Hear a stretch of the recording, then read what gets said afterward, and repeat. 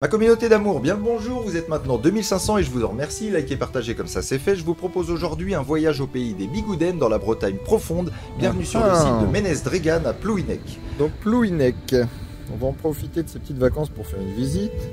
La grotte de Ménez-Drégan, qu'on verra plus tard, la nécropole du Souk, qu'on verra plus tard. Et là nous sommes à l'allée couverte de Ménez-Corrigues, à Port-Poulan.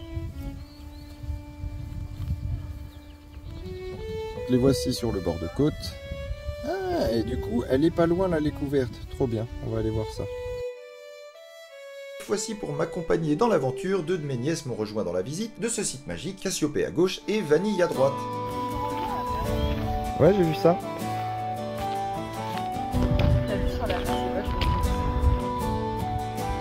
Oh, l'endroit est incroyable. T'as trop raison.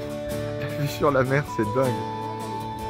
Tu m'étonnes qu'ils ont choisi cet endroit. Bref, nous voici sur la première des trois parties du chemin de promenade menant au site de Ménez-Drégan.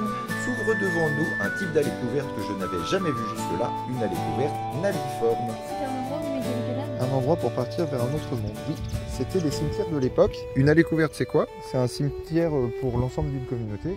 Où quand il y avait un mort, ils mettaient le corps à cet endroit-là, parce qu'ils avaient des rites à respecter. Et aussi pour éviter que les corps soient bouffés par les animaux et ainsi de suite. Donc... Tu vois, donc là, tu... Tertre, de l'âge, du parvent oriental. Donc apparemment, à côté, il y a un tertre qui est vraiment une allée couverte avec les cailloux autour qui recouvraient tout l'ensemble. C'était beaucoup plus compliqué que ça en fait. C'était pas présenté comme ça à l'époque. Mais déjà, t'as vu la taille du quai, il faut le poser. Oui. Quoi. L'allée couverte de Port-Poulan, appelée aussi Ménez-Corrigues, le mont des Corrigans, datant de 3300 avant Jésus-Christ. Le monument a été construit sur un promontoire, lieu de débitage de silex côtier, sur le rebord d'un plateau dominant la baie d'Audierne. Mentionné pour la première fois en 1844 par le chevalier de Fréminville, il dit ceci. « Il a réellement un aspect imposant. 16 pierres verticales rangées sur 2 fils parallèles supportent sa plateforme qui était composée de 3 énormes tables de pierre horizontalement. Il n'en existe plus que 2, celle du milieu a été brisée, mais les 2 que l'on voit encore sont de proportions extraordinaires. » En effet, on est impressionné par la finesse et la longueur des dalles 2,20 m de hauteur et l'impressionnante large ouverture. Pourtant, l'armée allemande n'hésita pas à la démolir partiellement car elle gênait la visibilité d'une batterie de tir. En 1988 et 1989, après les 2 campagnes de fouilles menées de 86 à 87 sous la direction de Michel Le Goffit, le monument a été acquis et restauré par le Conseil général et la commune de Plouhinec sur la base d'un plan issu des recherches du service départemental d'archéologie. À cette occasion, plusieurs piliers alors manquants ont été remplacés afin de remonter 2 des tables de couverture et un aménagement touristique. L'allée couverte est composée d'une chambre funéraire orientée ouest-est, mesurant 10,80 m de long sur 1,50 m à 2 m de large de l'entrée vers le fond. Ce choix de construction très original assure au niveau architectural une plus grande stabilité et une meilleure étanchéité et donne visuellement l'illusion d'un élargissement progressif de la chambre en progressant vers le fond. Ce mobilier en silex a été retrouvé tant à l'intérieur qu'à l'extérieur du monument. Divers galets en quartzite utilisés comme outils ont aussi été retrouvés. Parmi les quelques 800 tessons de céramique découverts, 3 types de vases peuvent être identifiés. A noter que la mise à jour d'une perle en pâte de verre bleue au centre de la chambre atteste d'une réutilisation du monument à l'âge du bronze. Durant la période gallo-romaine, le rôle funéraire perdure comme l'atteste l'enfouissement d'urnes cinéraires datées du 3e et 2e siècle dans la partie sud du tertre. Il est important de préserver les sites archéologiques car l'approfondissement des fouilles permet de ne pas se fourvoyer et d'avoir une lecture fine des sites et de saisir tout ce qu'ils ont à nous apprendre. En même temps, une tombe naviforme, on voit qu'autour, avant, il y avait une proportion comme une forme de bateau. Et on retrouve ça dans pas mal de communautés. Alors ça, c'est assez spécifique à la Bretagne, mais on devine à la forme de la bosse qui est là qu'en fait, ça devait être la même chose. Et tu vois là-bas, il en reste une pierre qui était à l'entrée, qui ressemble un peu à celle-là.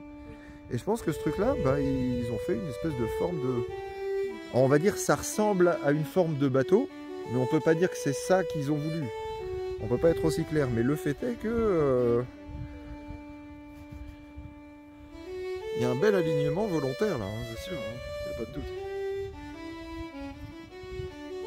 Mais chacune est vraiment magnifique, le choix des pierres est malade. Oh là là.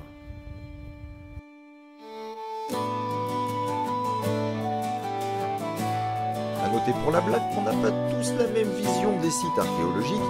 Pour Vanille, c'est plutôt Et pour Cassiopée, c'est plutôt... Toi qui m'as menacé avec tes gros cailloux le jour où je vais prendre ça pour te le coller dans la gueule. Voilà. Règlement de compte à hockey choral. Bref, allons sur le site suivant qui est tout proche. On en profite pour faire une petite balade rigolote entre deux pauses historiques, et nous voilà arrivés sur mon site préféré des trois que nous verrons aujourd'hui, la nécropole néolithique de la Pointe du Souk. Le site est monumental, époustouflant, je pense qu'à l'époque ça devait en imposer méchamment, si vous voyez ce que je veux dire. Tenez-vous bien, cette nécropole est constituée d'un cairn de 42 mètres de long sur 11 mètres de large, ce qui résulte de l'ajout de constructions mégalithiques successives durant tout le néolithique moyen jusqu'au néolithique final. Le chevalier de Fréminville, encore lui, dira de ce site « Sur la pointe du Soc est un sanctuaire druidique composé de pierres brutes plantées debout, et formant une enceinte qui est la figure d'un parallélogramme rectangle parfait.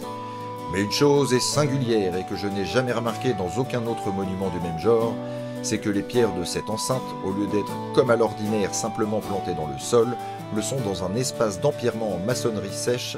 Cette circonstance est très remarquable. » En effet, et c'est ce que montrera la fouille entreprise en 1870 par Alexis Grenot, qui mit au jour une structure compartimentée et exhuma un abondant mobilier. Malgré cette première fouille, le site resta une carrière de pierre jusque dans les années 70 et ne fut classé monument historique que par arrêté le 9 avril 1979. À partir de 2000, Michel Le Goffy qui entreprend plusieurs campagnes de fouilles durant 7 ans, à l'issue desquelles une restauration partielle de l'édifice est réalisée. Nous allons partir maintenant vers le troisième site qui plonge réellement dans les tréfonds de l'habitat en Bretagne, la grotte marine de Ménez-Drégan. La raison pour laquelle nous sommes venus ici, à quelques centaines de mètres de la nécropole, cette grotte a livré des preuves d'habitat datant de, tenez-vous bien, 350 000 à 500 000 ans. Explication. Des indices de feu entretenus, découverts dans les niveaux inférieurs, comptent parmi les plus anciens connus dans le monde, tout simplement. Seuls 4 autres sites connus possèdent des foyers aussi anciens, à Terra Amata dans les Alpes-Maritimes, à Bisiglesben en Allemagne, Vertezlolos en Hongrie et Zukudian, j'imagine en Hongrie aussi. Voilà, ça pose le décor. Donc on est sur un feu très ancien, c'est pas courant de croiser ce genre d'endroit. Découvert en 1985 par Bernard Allegoué, le site a fait l'objet de sondages en 88 et 89 et est fouillé sans interruption tous les étés depuis 91.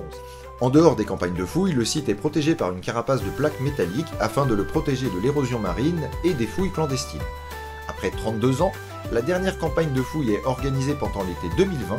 Les chercheurs sont parvenus à la couche 9, la plus ancienne, datée de 465 000 ans. La couche 10 en dessous est stérile et n'a donc pas d'intérêt archéologique. En tout, ce sont plus de 150 000 objets, pollen, charbon, os, outils, etc. qui ont été inventoriés et étudiés au laboratoire d'archéologie de Rennes.